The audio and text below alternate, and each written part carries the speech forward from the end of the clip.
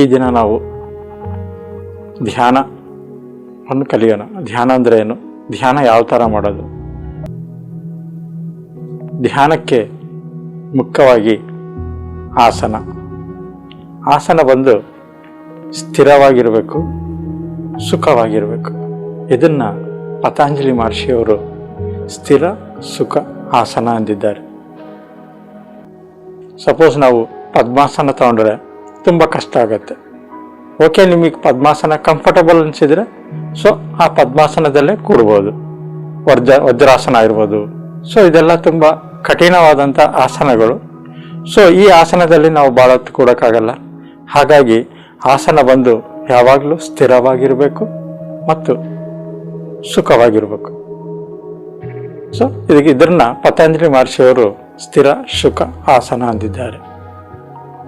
ನಾವು ಕೆಳಗಡೆ ಆದ್ರೂ ಕೊಡ್ಬೋದು. ನಿಮಗೆ ಯಾವ ಥರ ಕಂಫರ್ಟ್ ಅನ್ಸತ್ತೋ ಆ ಥರ ನೀವು ಧ್ಯಾನವನ್ನು ಮಾಡಿ. ಸೊ ಚೇರಲ್ಲಾದರೂ ಈ ಥರ ಚೇರಲ್ಲಾದರೂ ಕೊಡ್ಬೋದು. ಆಮೇಲೆ ಕೆಳಗಡೆ ಕುಂತಾಗ ಗೋಡೆ ಹಾನ್ಕೊಂಡು ವಾಲ್ನ ಸಪೋರ್ಟ್ ತಗೊಂಡು ಕೊಡ್ಬೋದು. ಓಕೆ, ಸೊ ನಿಮಗೆ ಯಾವ ಥರ ಕಂಫರ್ಟ್ ಅನ್ಸತ್ತೋ ಆ ಆಸನವನ್ನು ನೀವು ತಗೊಳ್ಳಿ. ಓಕೆ, ಕೆಳಗಡೆ ಕೂತಾಗ ಮಾಮೂಲು ಸುಖಾಸನದಲ್ಲಿ ಕೂತ್ಕೊಂಡ್ರೆ ತುಂಬ ಚೆನ್ನಾಗಿರುತ್ತೆ. ಈ ಎರಡು ಕೈಗಳನ್ನು ಜೋಡಿಸಿ ಬೆಳ್ಳ ಜೋಡಿಸಿ, ಓಕೆ, ಕಣ್ಣುಗಳೆರಡು ಮುಚ್ಚಬೇಕು. ಸೊ ಅದೇ ರೀತಿ ಚೇರಲ್ಲಿ ಕೂತಾಗ ಈ ಎರಡು ಕಾಲುಗಳನ್ನು ಕ್ರಾಸ್ ಮಾಡಬೇಕು, ಬೆಳ್ಳ ಸೇರಿಸ್ಬೇಕು, ಕಣ್ಣುಗಳನ್ನು ಮುಚ್ಚಬೇಕು. ಸೊ ಕಣ್ಣಿಂದ ನಮಗೆ 80% ಶಕ್ತಿ ಹೊರಗಡೆ ಹೋಗುತ್ತೆ. ಈ ಕೈಯಿಂದ ಕಾಲಿಂದ 20% ಶಕ್ತಿ ಹೊರಗಡೆ ಹೋಗುತ್ತೆ. ಹಾಗಾಗಿ ನಾವು ಕಣ್ಣುಗಳನ್ನು ಮುಚ್ಚಬೇಕು, ನಮ್ಮ ಕೈಗಳನ್ನು ಲಾಕ್ ಮಾಡಬೇಕು, ಕಾಲುಗಳನ್ನು ಲಾಕ್ ಮಾಡಬೇಕು. ತದನಂತರ ಕಣ್ಮುಚ್ಚಿ ನಮ್ಮ ಸಹಜವಾಗಿ ಸರಳವಾಗಿ ನಡೀತಕ್ಕಂಥ ಉಸಿರಾಟವನ್ನು ಗಮನಿಸಬೇಕು. ಇದನ್ನ ಸಹಜ ಪ್ರಾಣಾಯಾಮ ಅಂತಾರೆ. ಸೊ ನಾವು ಉಸಿರು ಜಾಸ್ತಿ ತಗೊಳ್ಳೋದಾಗ್ಲಿ, ಉಸಿರು ಜಾಸ್ತಿ ಬಿಡೋದಾಗ್ಲಿ, ನಾವು ಇದಂತೀವಲ್ಲ ಕುಂಭಕ, ರೇಚಕ, ಪೂರ್ವಕ, ಇದು ಯಾವುದೇ ರೀತಿ ಈ ಥರ ಮಾಡಬಾರ್ದು. ಸಹಜವಾಗಿಯೇ ನಡೀತಾ ಇರುತ್ತೆ ಉಸಿರು. ನಾವು ಯಾವಾಗಲೂ ಕೂತ್ಕೊಂಡ್ರು, ಮಲ್ಕೊಂಡ್ರು, ಎದ್ರು ಆ ತನ್ನಂದ ಪಾಡಿ ಯಾವಾಗಲೂ ಆ ಸಹಜವಾಗಿ ನಡೀತಾ ಇರುತ್ತೆ. ಆ ಸಹಜವಾಗಿ ನಡೀತಕ್ಕಂಥ ಉಸಿರಾಟನ ನಾವು ಗಮನಿಸಬೇಕು. ಸಹಜವಾಗಿ ನಡೀತಕ್ಕಂಥ ಉಸಿರಾಟವನ್ನು ಗಮನಿಸೋದೇ ಧ್ಯಾನ. ಮನಸ್ಸಿನಲ್ಲಿ ಯಾವ ಮಂತ್ರವೂ ಹೇಳಬಾರ್ದು, ಯಾವ ದೇವರ ರೂಪವನ್ನು ಊಹಿಸ್ಕೊಳ್ಬಾರ್ದು. ಕೇವಲ ಶ್ವಾಸದ ಮೇಲೆ ಗಮನ.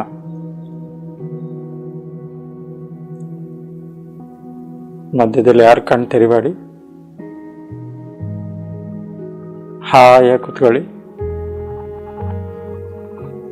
ರಿಲ್ಯಾಕ್ಸ್ ಆಗಿ ಕೂತ್ಕೊಳ್ಳಿ. ಶರೀರದಲ್ಲಿ ಯಾವುದೇ ರೀತಿ ಒತ್ತಡ ಬೇಡ. Relax your body.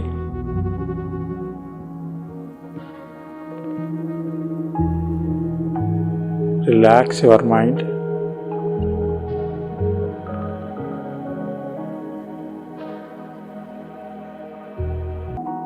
ಯಾವ ಆಲೋಚನೆಯೂ ಬೇಡ. ನಮ್ಮ ಜೊತೆ ನಾವಿರೋಣ. ನಮ್ಮ ಶ್ವಾಸದ ಜೊತೆ ನಾವಿರೋಣ.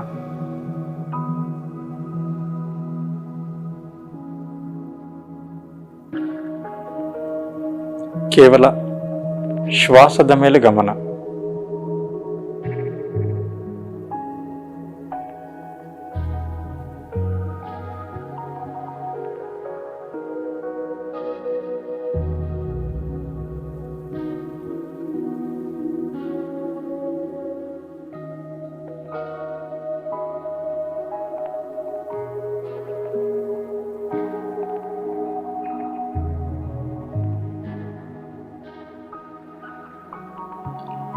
ಆಲೋಚನೆಗಳು ಬಂದರೆ ಕಟ್ ಮಾಡಿ ಪುನಃ ಉಸಿರಾಟನ ಗಮನಿಸಿ.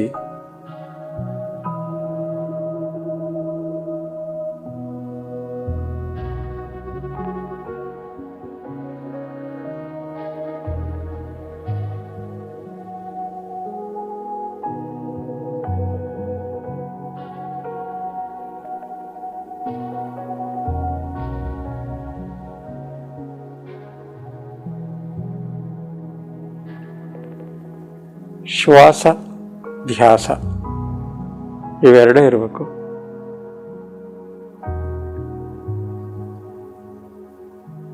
ನಮ್ಮ ಸಂಪೂರ್ಣ ಗಮನ ಎಲ್ಲ ಆ ಉಸಿರಾಟದ ಮೇಲೆ ಇರಲಿ.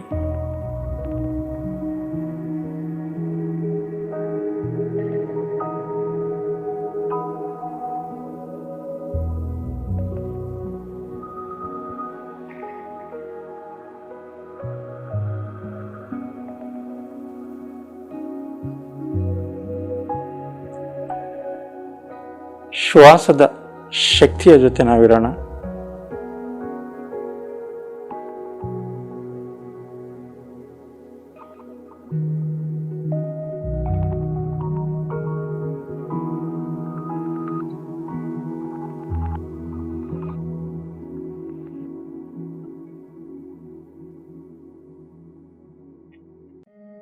ಶ್ವಾಸ ಇದ್ರೇನೆ ಶಿವ, ಶ್ವಾಸ ಇಲ್ಲದಿದ್ದರೆ ಶವ.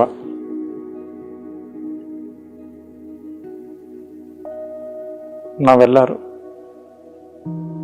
ಶ್ವಾಸದ ಜೊತೆ ಇರೋಣ ಮಿತ್ರರೇ.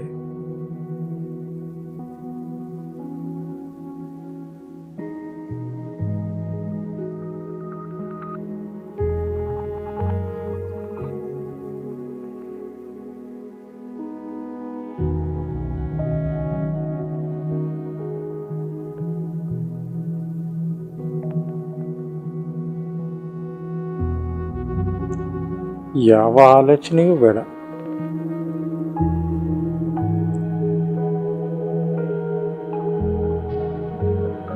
ಕೇವಲ ಉಸಿರಾಟದ ಮೇಲೆ ಗಮನ.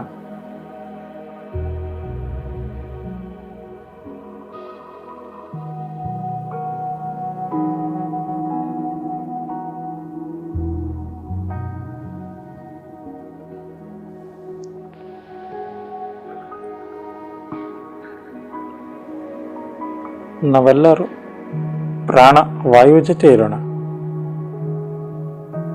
ಪ್ರಾಣವಾಯುವು, ಪ್ರಾಣ ಅಂದ್ರೆ ಶಕ್ತಿ.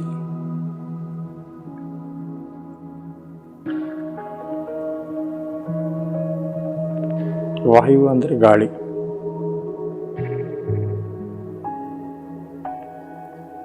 ಆ ಪ್ರಾಣ ಶಕ್ತಿಯೊಂದಿಗೆ ನಾವಿರೋಣ. ಆ ಪ್ರಾಣ ವಾಯುವೊಂದಿಗೆ ನಾವಿರೋಣ.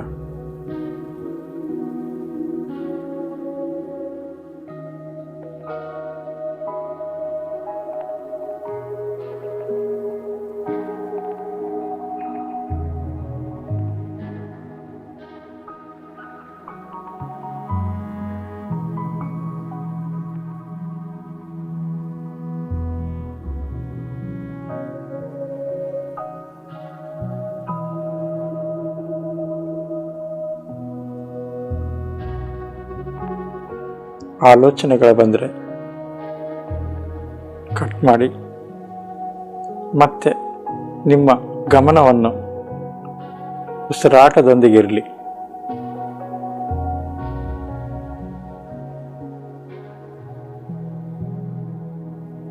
ಶ್ವಾಸದ ಮೇಲೆ ಗಮನ.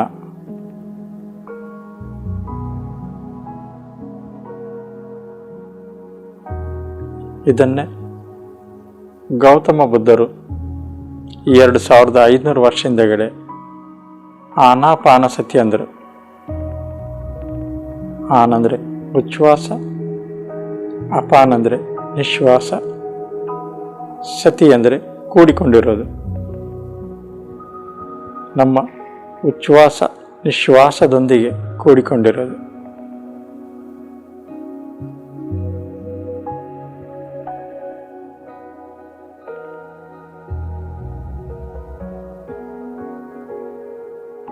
ಎಲ್ಲ ಮಹಾತ್ಮರು ಇದನ್ನೇ ಹೇಳ್ತಾ ಬಂದರು.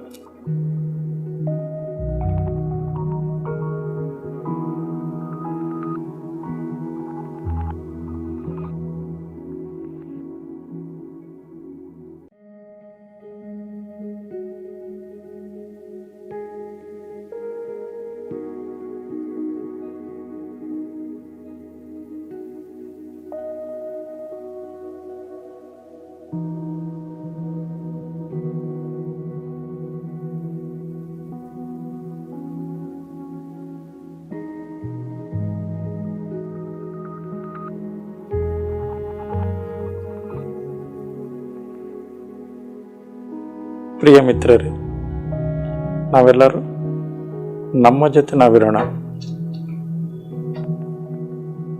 ನಮ್ಮ ಶ್ವಾಸದ ಜೊತೆ ನಾವಿರೋಣ. ಆ ಸತ್ಯದ ಜೊತೆ ನಾವಿರೋಣ. ಆ ದೈವತ್ವದ ಜೊತೆ ನಾವಿರೋಣ.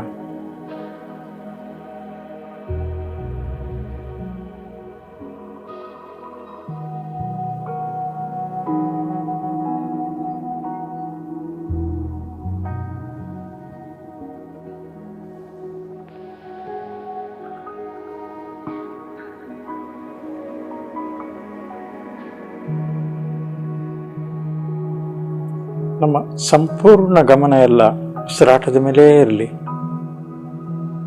ಆ ಶ್ವಾಸ ಒಳಗಡೆ ಬರ್ತಾ ಇದೆ, ಹೊರಗಡೆ ಹೋಗ್ತಾ ಇದೆ.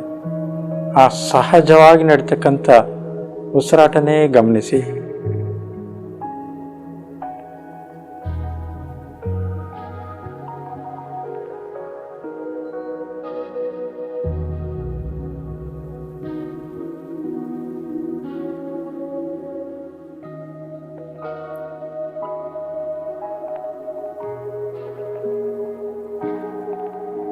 ಯಾವಾಗ ನಾವು ಶ್ವಾಸದೊಂದಿಗೆ ಇರ್ತೀವೋ ಆಗ ನಮ್ಮ ಮನಸ್ಸು ಶೂನ್ಯವಾಗತ್ತೆ.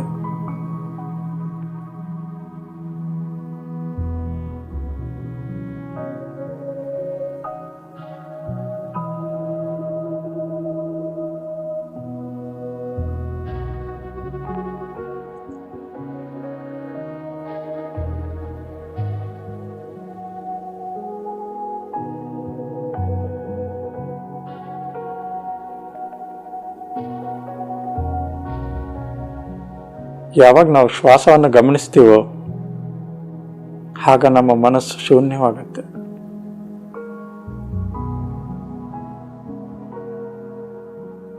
ಧ್ಯಾನ ಅಂದರೆ ನಮ್ಮ ಮನಸ್ಸನ್ನು ಶೂನ್ಯ ಮಾಡೋದು.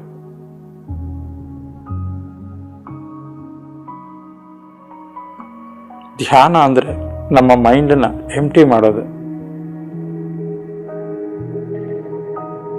ಇದನ್ನೇ ಪತಂಜಲಿ ಮಹರ್ಷಿಯವರು ಯೋಗ ಅಂತಂದರು. ಯೋಗ ಚಿತ್ತ ವೃತ್ತಿ ನಿರೋಧ. ಯೋಗ ಅಂದರೆ ನಮ್ಮ ಮನಸ್ಸನ್ನು ಶೂನ್ಯ ಮಾಡೋದು.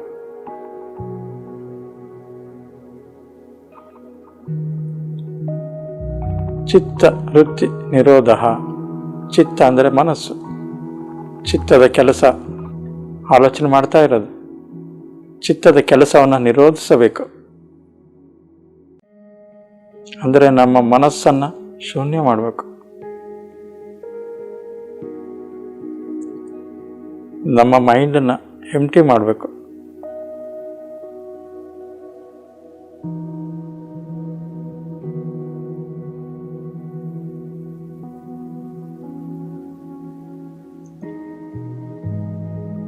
ನಮ್ಮ ಮನಸ್ಸು ಶೂನ್ಯವಾಗಬೇಕಂದ್ರೆ ನಾವು ಉಸಿರಾಟವನ್ನು ಗಮನಿಸಬೇಕು. ಸಿಂಪಲ್ ಟೆಕ್ನಿಕ್, ಸುಲಭವಾದಂಥ ಪದ್ಧತಿ.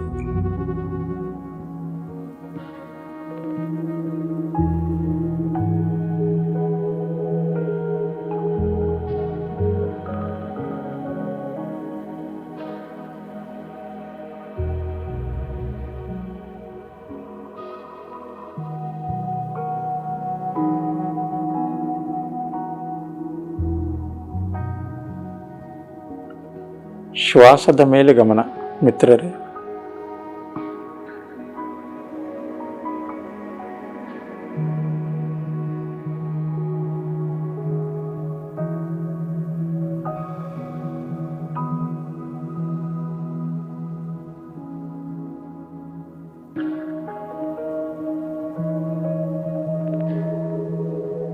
ಉಸಿರಾಟವನ್ನು ಗಮನಿಸಿದಾಗ ನಮ್ಮ ಮನಸ್ಸು ಶೂನ್ಯವಾಗುತ್ತೆ. ಯಾವಾಗ ನಮ್ಮ ಮನಸ್ಸು ಶೂನ್ಯವಾಗುತ್ತೋ ಅಪಾರವಾದಂಥ ವಿಶ್ವಶಕ್ತಿ ನಮ್ಮೊಳಗಡೆ ಪ್ರವೇಶಿಸುತ್ತದೆ. ಈ ಬ್ರಹ್ಮರಂಧ್ರ ಮೂಲಕ ಅಪಾರವಾದಂಥ ಶಕ್ತಿ ನಮ್ಮೊಳಗಡೆ ಬರುತ್ತೆ.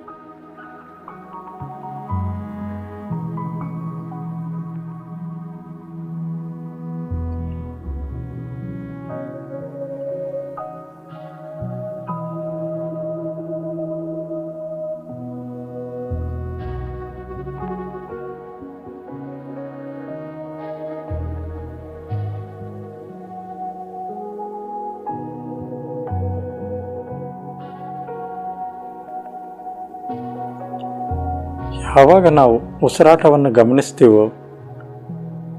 ಗಮನಿಸಿದಾಗ ನಮ್ಮ ಮನಸ್ಸು ಶೂನ್ಯವಾಗುತ್ತೆ.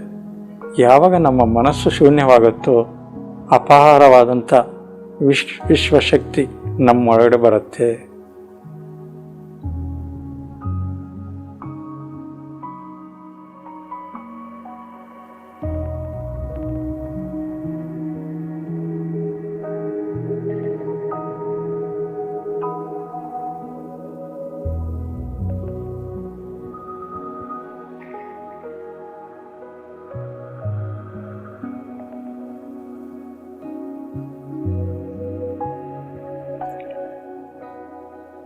ಸೃಷ್ಟಿಯಲ್ಲಿ ಎಷ್ಟೋ ಶಕ್ತಿ ಇದೆ.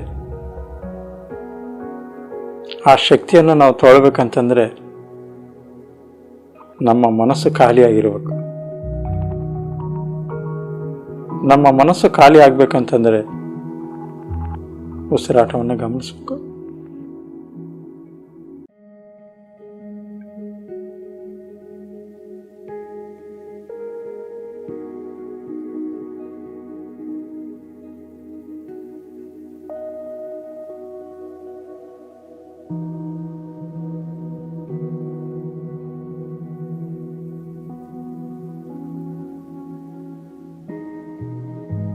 ನಾವೆಲ್ಲರೂ ನಿದ್ದೆಯಲ್ಲೂ ಎಷ್ಟೋ ವಿಶ್ವಶಕ್ತಿಯನ್ನು ಪಡಿತೀವಿ,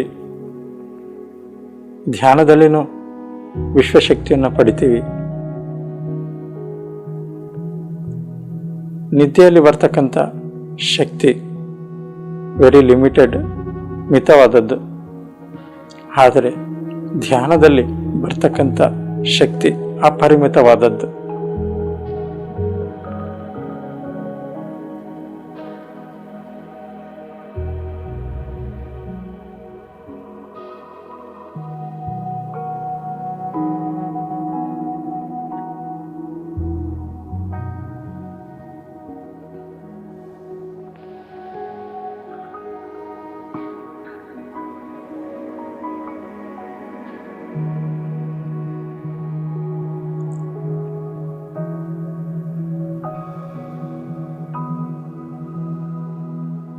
ಉಸಿರಾಟದ ಮೇಲೆ ಗಮನ.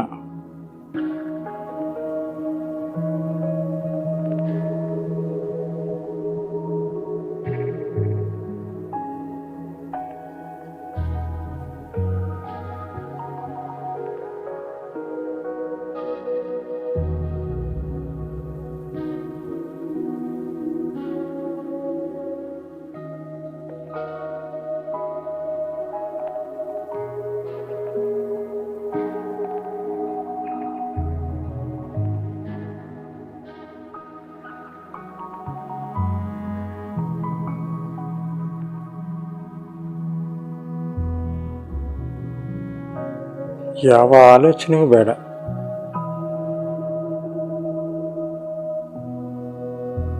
ಧ್ಯಾನದಲ್ಲಿ ಪೂರ್ತಿಯಾಗಿ ನಿಮಗ್ನರಾಗೋಣ.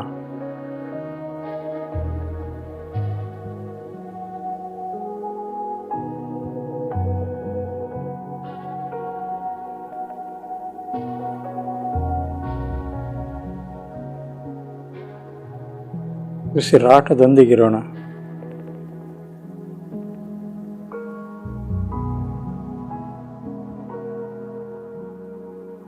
ನಮ್ಮ ಮನಸ್ಸನ್ನು ಶೂನ್ಯ ಮಾಡೋಣ.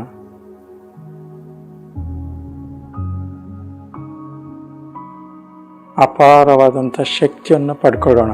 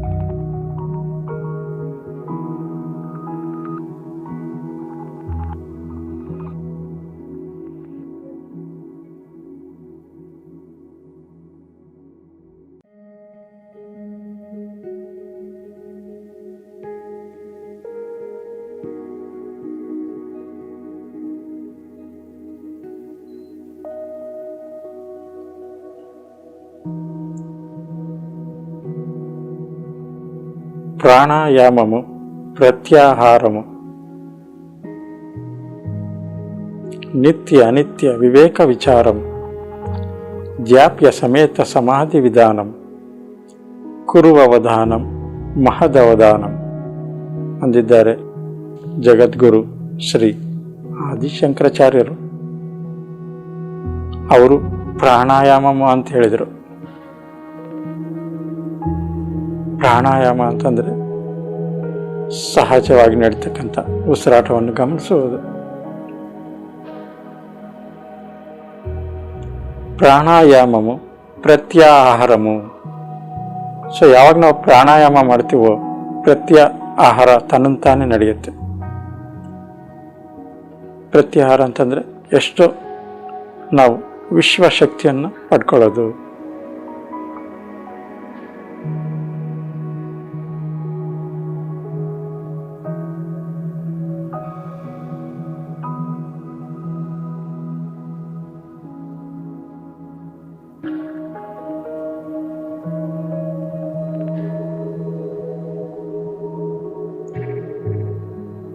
ಪ್ರಾಣಾಯಾಮವು ಅಂದರೆ ಶ್ವಾಸದ ಮೇಲೆ ಗಮನಿಸಿದಾಗ ಮನಸ್ಸು ಶೂನ್ಯವಾಗಿ ಅಪಾರವಾದಂಥ ಶಕ್ತಿಯನ್ನು ಪಡ್ಕೊಳ್ಳದೆ ಪ್ರತ್ಯಾಹಾರ.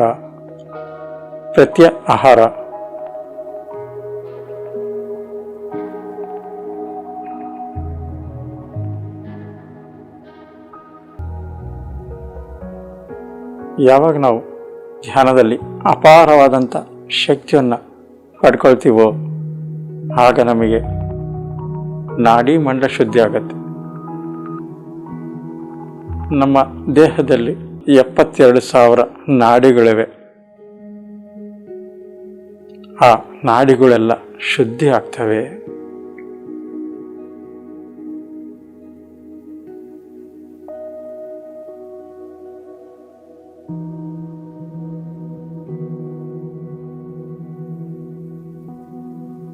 ಯಾವಾಗ ನಾಡಿ ಮಂಡ ಶುದ್ಧಿ ಆಗುತ್ತೋ ನಮಗಿರ್ತಕ್ಕಂಥ ಎಲ್ಲ ಕಾಯಿಲೆಗಳು ಹೊರಟೋಗ್ತವೆ, ವಾಸಿ ಆಗ್ತವೆ.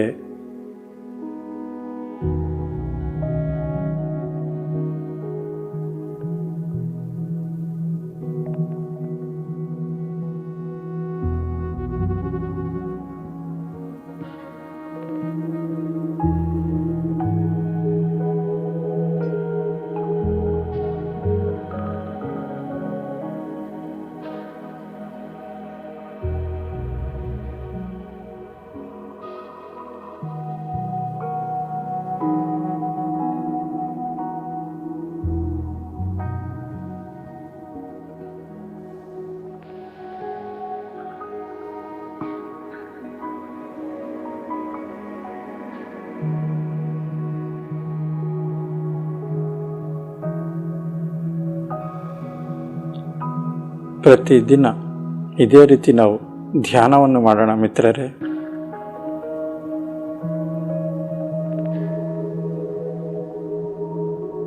ಧ್ಯಾನ ಅಂದರೆ ಉಸಿರಾಟದ ಮೇಲೆ ಗಮನ.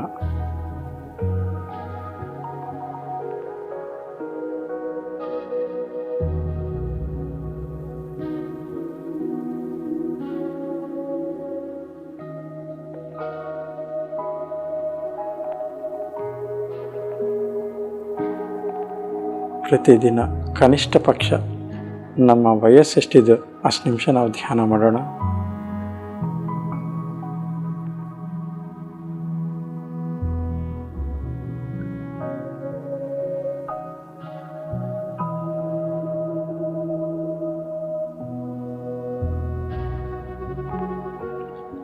ಈ ಧ್ಯಾನವನ್ನು ನೀವು ಯಾವಾಗಾದರೂ ಧ್ಯಾನ ಮಾಡ್ಬೋದು, ಎಲ್ಲಾದರೂ ನೀವು ಧ್ಯಾನ ಮಾಡ್ಬೋದು.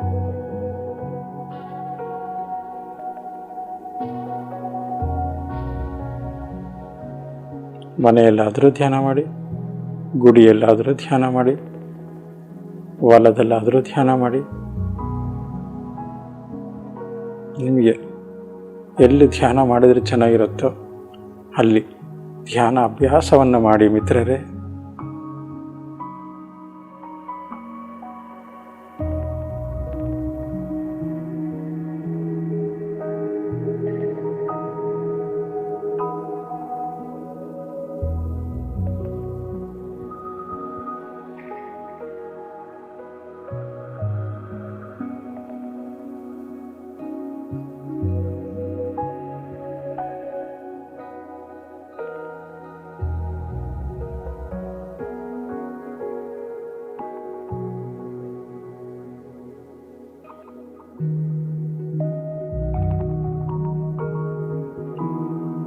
ನಮ್ಮ ಸಂಪೂರ್ಣ ಗಮನ ಉಸಿರಾಟದ ಮೇಲೆ ಇರಲಿ. ಯಾವ ಆಲೋಚನೆ ಬೇಡ. ಕೊನೆಯ 1 ನಿಮಿಷ ಶ್ವಾಸದ ಮೇಲೆ ಗಮನ.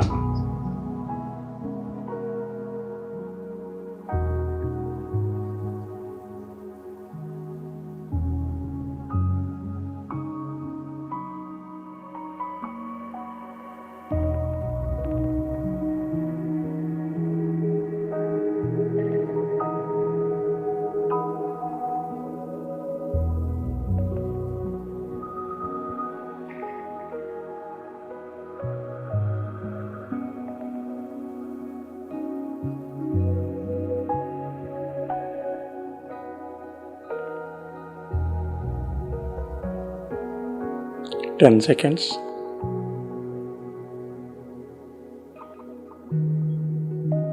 9,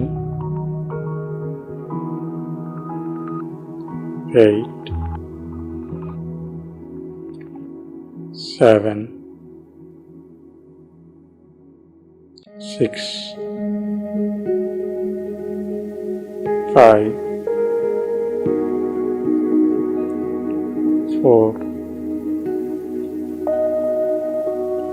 3, 2, 1, 0. ಓಕೆ ಮಾಸ್ಟರ್ಸ್, ನಿಮ್ಮ 2 ಕೈಗಳನ್ನು ಕಣ್ಮರಿಡಿ. 5 seconds. 5, 4, 3, 2, 1, 0. ಕೈಗಳನ್ನು ತೆಗೆದು ನಿಧಾನವಾಗಿ ಕಣ್ಣುಗಳನ್ನು ತೆರೆದಿ. Thank you masters. ಪ್ರತಿದಿನ ಎಲ್ಲರೂ ದಯವಿಟ್ಟು ಧ್ಯಾನ ಮಾಡಿ.